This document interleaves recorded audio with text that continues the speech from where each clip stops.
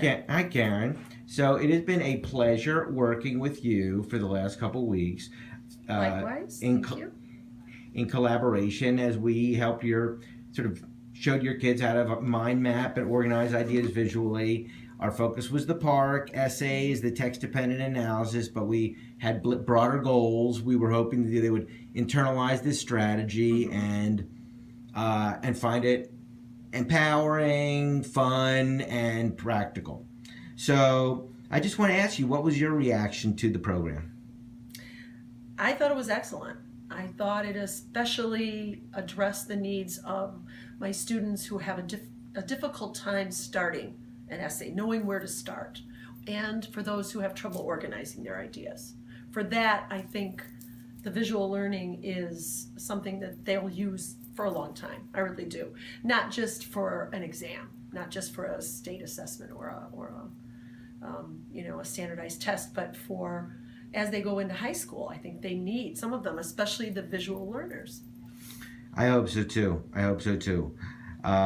I wanted to have my goal was broader than just the standardized test. I understand that the standardized test is always something that we live and die by them at this point in the state of education today. But hopefully what we can do to prepare kids for excelling in these tests are things that can actually be life learning skills. So that's our hope. Right. That's why we do it. Right. If all we were doing was preparing kids for PARCC, we probably would get tired of teaching. But it's not. And so we don't. What do you think the reaction of your students was to the program? I think it kind of ran the gamut. I think there were some students, some of my higher level 8th graders especially, kind of rolled their eyes and said, we already have this idea for how to organize ourselves in our writing, and we're already good writers.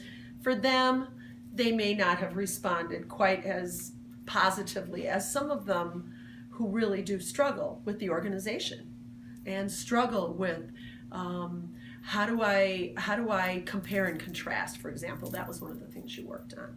How do I get my ideas from one step to another? Subtopics and details, and which is a subtopic and which is a detail, and thesis statements. And I think for those kids who struggle with that, their response was very positive. And then there were some in the middle that just decided to try it out. There's probably the middle group that's very open to new ideas, and they thought it was fun to start with, to kind of map out what they were thinking. And for them, I would say probably half of them will continue to use it. Half of them maybe just enjoyed it at the time and maybe won't think of it, or maybe they will. I really think we had the whole gamut of this is wonderful to this isn't wonderful. Okay. Well, no one died and no one was injured in the making of this program, so there's always that, That's true. Sometimes I wonder what the gestation period is. We've got some 8th graders some of them are very confident and somewhat full of themselves and have a very strong sense of what they know how to do. And sometimes I do have in the back of my mind, well, they did have this experience, and I think it'll be on the shelf. And I wonder for whom, at some point in time, they will return to this in a quiet place when they're not with their peers, when they're trying to kind of work with ideas, and if they won't pull that strategy off the shelf when the time comes to pass. One of the students actually expressed it that way very well in her feedback today that I read just a few minutes ago. One of my 6th graders said, I don't know if I'll use this, but if I have difficulty coming up with what to write, then I will use it. And I think for her, she's one of those students that probably already has, a box of tricks. She already has some strategies in her mind for how to start writing and how to organize. But she's also open to the idea that if something comes along and she's not sure where to start, now she's got another tool in her toolbox. Cool. That's a success. That's how not struggling learners, that's how gifted and talented, that's how excelling learners may respond, which would be really cool. I couldn't hope for more. And if she never uses it, sounds like she probably won't be held back in life for sure. No, but I wouldn't be surprised if something comes along that maybe she is a little confused about and not sure. So I think it'll be a good strategy for her. We may never know unless we hear, but that's nice to. The fact that you put it that way is kind of it's a little different. That's pretty thoughtful. I like that she put it that way too. And this is a 6th grader, so Wow. I will see her next year and the year after. So I might get a chance to see it come to fruition. You never know. How about that? How did this program affect your teaching, if at all? Well, it gave me some other ideas for how to organize kids. And I couldn't help but think back. I was telling you earlier, my son had an auditory processing issue, and I taught him to take notes visually, just to draw pictures. I wish I had this then. I wish I'd have thought to help him to organize his ideas, not just draw one picture after another, but to maybe put a picture in the middle with subtopics and details around it. I didn't think of doing that. I did think of having him draw, and that did help in terms of his comprehension, especially when he was in high school and trying to take notes from teachers who lectured at that point. Mm-hmm. But I think this is going to be really effective with some of my students who are very visual and do have auditory issues. And I do have some students like that who really are so visual. If you could show it to them, then they can get it. Wow. Well, I would.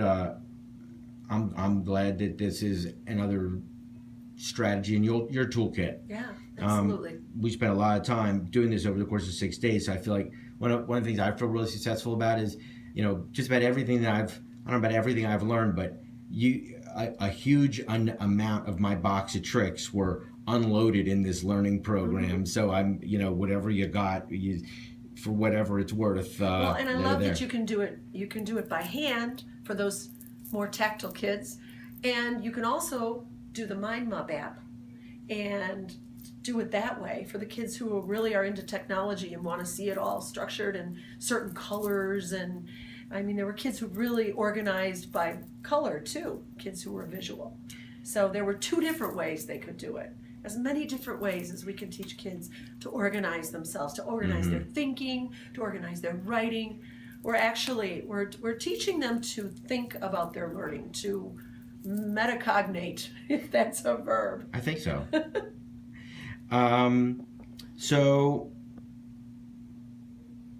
was there anything, just as we kind of wrap up, or is there anything particularly memorable or illuminating that a kid, as one of your students did in this program, or based on this program? Just some little snippet that really you could sink your teeth into. I guess when I see kids getting excited about any new strategy, to me, there's success there. Because that means they're going to use it at some point. It might not be tomorrow, but at some point they're going to use it. You saw a boy use it for a completely out-of-school purpose. I call that success. If you see somebody using a strategy you've taught for something that really doesn't have to do with writing an essay or interpreting something, literarily, I think then you've got success. If you've got kids walking out of the room as they're leaving, still talking about the strategy, I call that success too, because they're still discussing it, they're still debating it, and they're still, talking about it. And as you've pointed out, there are so many ways they can organize themselves through visual learning, not just, even just in a compare and contrast essay. It doesn't have to be all the comparisons on one side and all the contrasts on the other. It can be one topic here and one topic here, or it can be all the likenesses and all the differences, or several different ways. And they're exploring that. So I think that's great.